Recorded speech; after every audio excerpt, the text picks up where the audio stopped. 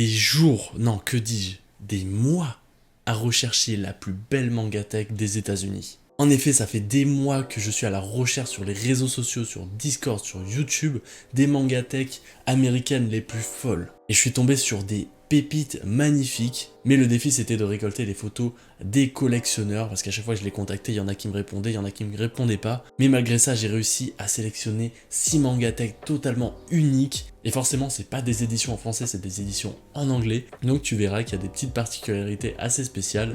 Lors de mes recherches, je suis très vite tombé sur la mangatech de On the Shelf. Une mangatech assez sobre qui se rapproche de ce qu'on a nous ici en France, avec des mangatech qui ressemblent un peu à des Billy. Et aussi, on peut voir qu'il y a beaucoup de titres très intéressants. Ah oui, il a une sacrée mangatech avec les gros volumes, le coffret Akira, des Hellsings, il n'a pas toute la collection, il a les Bakuman. On peut voir aussi qu'il y a du Bonne Nuit Poun Poun. Il a une sorte de petite statue, là, je sais pas du tout de quel manga c'est. On dirait peut-être un truc de Yu-Gi-Oh, mais je suis vraiment pas sûr de ça. Ensuite, on voit du Bleach, je pense, oui, ça c'est du Bleach. Il y a du Vagabond. Quelque chose me dit qu'on va voir souvent les Vagabonds dans cette vidéo. Donc ouais, il a des très beaux volumes, beaucoup de volumes au gros format. Il y a les Vinland Saga aussi. Il y a une très très belle mangatech. Là, on a un autre angle. On voit aussi, il a la complète box de Dragon Ball. On sait que Dragon Ball, c'est un manga qui est très très populaire, même en Amérique. Donc évidemment, il y a des petites box, en sachant que les box, c'est aussi très très populaire en Amérique. Donc non, une très très belle mangatech, mais on n'est toujours pas sur la mangatech que je recherche. Et c'est là que je suis tombé sur une mangatech, les gars. Un gars qui fait des trucs complètement what the fuck. J'ai sorti une vidéo dernièrement où je disais ne faites pas ça avec vos mangas, et ce mec là à lui tout seul vient de créer une catégorie qui pourrait rentrer dans ma vidéo ne faites pas ça avec les mangas. Je vous laisse observer ça tout de suite. Alors on tombe sur quelque chose d'un peu plus fourni, et il y a quelque chose qui est étrange dans sa collection. Je sais pas si vous voyez au top, on dirait qu'il a alterné les tomes avec des tomes plus petits et des tomes plus grands. Je comprends pas. Ah, je sais ce qu'il a fait. Ah, c'est très original. Il a alterné tomes japonais et tomes anglais. C'est pour ça qu'il y a des tomes plus petits et des tomes plus gros. Les tomes plus gros étant les tomes en France, en anglais, pardon. C'est trop bizarre, c'est trop bizarre. C'est la première personne qui fait ça, vraiment. On voit qu'il est très très fan de certaines licences et il les met vraiment en avant. C'est très très original, j'adore cette façon de faire. On peut voir qu'il y a Senku là avec les Dr Stone. On peut voir ensuite qu'il y a Dick Grayman. Il y a quoi d'autre en dessous, je vois pas ce que c'est. C'est encore Dick Grayman, Banana Fish, Jujutsu Kaisen, Death Note, Naruto. Il y a les attaques des titans aussi, Demon Slayer et un petit peu de My Hero Academia. C'est beaucoup trop original comment il dédie vraiment des box à des licences et il bourrine en termes de figurines et tout, et vraiment c'est l'espace Dr Stone avec, j'imagine, les premiers Shonen Jump où il y avait Dr Stone, il y a la statuette avec le drapeau qui est magnifique. C'est beaucoup trop original, même les Naruto il les a alternés, c'est bizarre, vraiment c'est la première fois que je vois ça. Dites-moi si vous avez déjà vu ça. Non, je vous jure, je m'en remets toujours pas de cette mangatech. Les mangas japonais alternés avec les mangas anglais, c'est du jamais vu en France, j'ai jamais vu ça. Dites-moi en commentaire si vous faites ça, parce que honnêtement, je suis sûr que c'est le seul sur Terre à faire ça. Ensuite, j'ai pris contact avec une youtubeuse anglaise, Dai Manga Geek, et là on est sur une mangatech assez claire, féminine, ça se voit tout de suite, on dirait qu'il y a beaucoup de shoujo, mais t'as vu qu'il y a quand même quelques titres qui m'ont sauté à l'œil. Ça se voit que c'est plutôt une mangatech féminine parce que c'est très blanc et on voit sûrement que c'est beaucoup de shoujo, même si on voit quand même des Dragon Ball, du Hellsing, du Vinland Saga. Voilà, on voit une très très belle mangatech avec des Jujutsu Kaisen, je vois du Spy Family, mais sinon la plupart des licences je les connais pas. Par exemple les Noragami, je vois pas du tout ce que c'est. Il y a du Death Note, on voit un petit peu par ici. On voit aussi, il y a un petit étage là-haut avec des grosses figurines, des pop, notamment une grosse pop de All Might. Une très très belle mangatech, vraiment très très uniforme, qui se rapproche beaucoup de ce qu'on a nous en France. Je dirais qu'il y a quand même beaucoup d'espace entre les étagères, peut-être resserrer tout ça.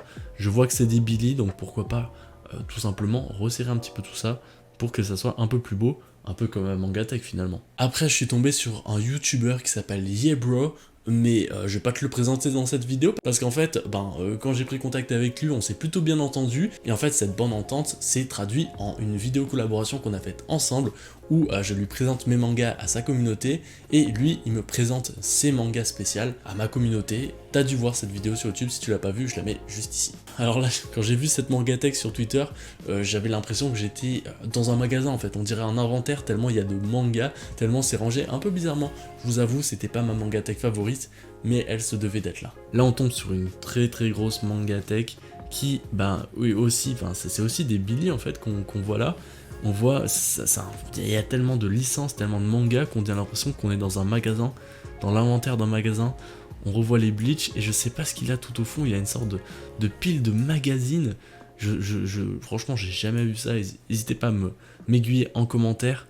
Qu'est-ce qu'on a d'autre? On a des sortes de coffrets. C'est une mangatech très fournie, mais qui est pas forcément très originale. C'est vraiment juste, il y a la masse de mangas, puis c'est un petit peu tout. Alors pour lui, je devais le faire passer dans cette vidéo, parce que son pseudo sur Twitter, c'est You, un personnage de Kingdom.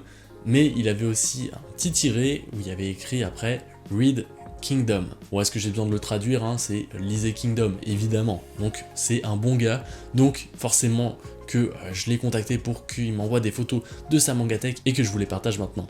Ouh, je crois que j'ai trouvé une très belle mangatech. Wow, celle-là, elle est magnifique. C'est ma version américaine. Vraiment, je vois les mangas qu'il a. Pour moi, c'est ce qui rapproche le plus de la plus belle mangatech américaine que j'ai vue. Alors, il y a les Akira, il y a les Berserk qui sont magnifiques, qui sont vraiment bien mis en avant. Il y a des Demon Slayer, il y a du Bunny Poon Poon. Il y a juste un manga que je connais pas, qui m'intrigue parce qu'il est vraiment mis en avant, c'est Blade. Est-ce qu'il y a une version française de Blade ou quelque chose qui s'en rapproche, parce que ça m'intéresserait potentiellement. On voit qu'ils ont aussi la belle édition de Vagabond. Il y a les Full Metal Alchemist, il y a les JoJo, leur édition qui est fantastique là en double tome. Je l'adore, vraiment je l'adore. Ils ont l'édition qui est trop moche de One Piece, vraiment leur édition elle est éclatée au sol, faut se le dire. Vinland Saga aussi, je suis pas très fan, même si le livre est beau, mais je suis pas très fan, il y a les Gantz et One Piece. Donc vraiment il a des goûts de roi, des goûts qui se rapprochent des miens, donc forcément des goûts de roi. Et en plus ouais, il a la petite statue du collector de Elden Ring, là de Melania il me semble.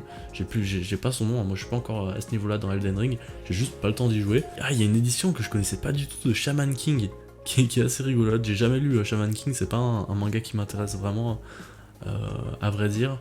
Mais ouais, mangatech vraiment très cool.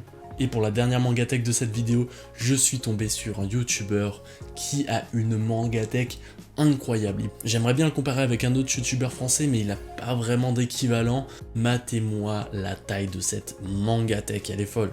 Déjà, je suis totalement attiré par la figurine de Diva.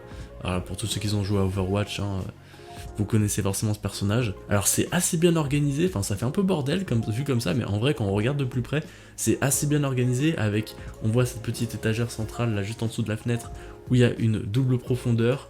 On voit toutes les figurines, hein. Je connais pas les figurines qui sont mises en avant, là, je vois des poneys tout en bas, vraiment c'est vraiment pas mon style de figurine, quoique au top il y a encore celle d'Overwatch avec Genji je crois, Black Widow et Mercy. Donc je pense que c'est un très grand fan de Overwatch, vraiment il a l'air d'avoir une pièce qui est incroyable. On va voir qu'est-ce qu'il a d'autre. Waouh, ah ouais d'accord, ça c'est le côté à mon avis qui est à gauche.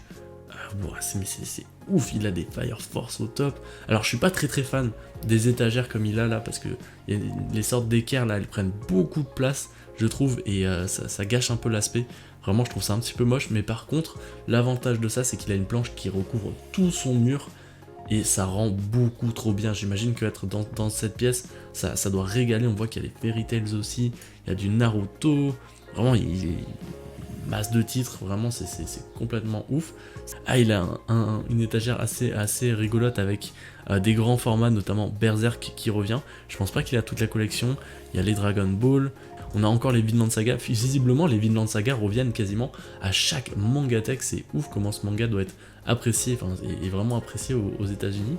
Donc ouais, une mangatech qui est vraiment unique en son genre, avec énormément de titres. Je serais curieux de savoir combien il a de mangas, c'est ouf. Et voilà, ceci conclut cette vidéo. Alors évidemment, c'est pas les plus belles mangatech d'Amérique, tout simplement parce que j'ai vu qu'il y avait des mangatech folles par-ci par-là. Par exemple, il y avait Omnibus, il me semble, la chaîne Omnibus, qui a une mangatech folle avec une comic tech aussi qui est incroyable, mais il m'a pas répondu, donc j'ai pas pu avoir de belles photos, des beaux clichés. Mais voilà, j'espère que les mangatech présentés t'ont plu. N'hésite pas à mettre en commentaire ta mangatech favorite, de liker aussi la vidéo, et si ce n'est pas déjà fait, de t'abonner à ma chaîne YouTube, ça me ferait super plaisir. C'était un viewer, ciao.